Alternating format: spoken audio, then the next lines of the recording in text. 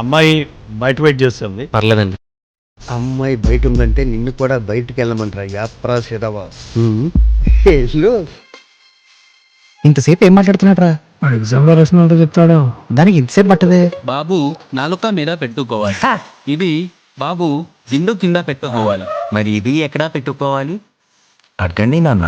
Toilets ఎక్కడ ఉన్నాయో నన్ను అడుగుతున్నా. నేను చూద్దా వీడు ప్రిన్సిపల్ గారు అమ్మాయి కనిపించట్లేదంట, కిడ్నాప్ అంటున్నారంట. నీకు ఏమన్నా తెలుసా? ఆ ముష్టి కూడా గురించి అన్న అడుగుతావేంటి? వచ్చిన తర్వాత చూడడికి పేలిపోవాలన్నా.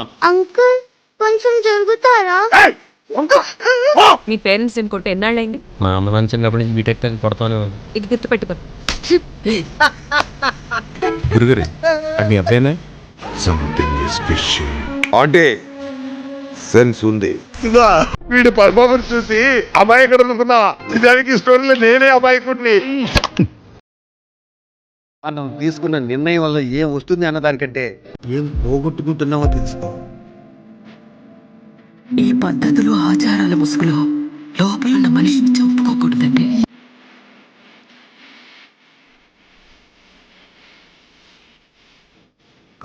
ఈ రెండు గోడలు దాటి వాడి సంతోషాన్ని చూస్తావా, లేకపోతే అదే రెండు గోడలు అవతల నిలబడి వాడెప్పుడు సంతోషంగా ఉంటాడా అని ఎదురు చూస్తూ ఉంటాం.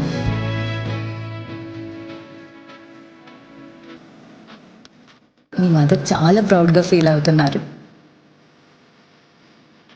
నిజంగా అంతేం ఫీల్ అవ్వట్లేదు.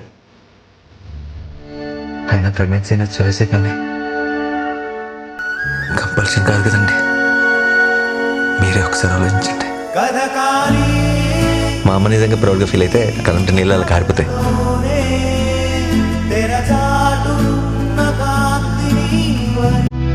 నిజమైన కోపం అంటే నీ కోపం వల్ల నలుగురు భయపడ్డం కాదు, నలుగురికి ధైర్యం రావడం.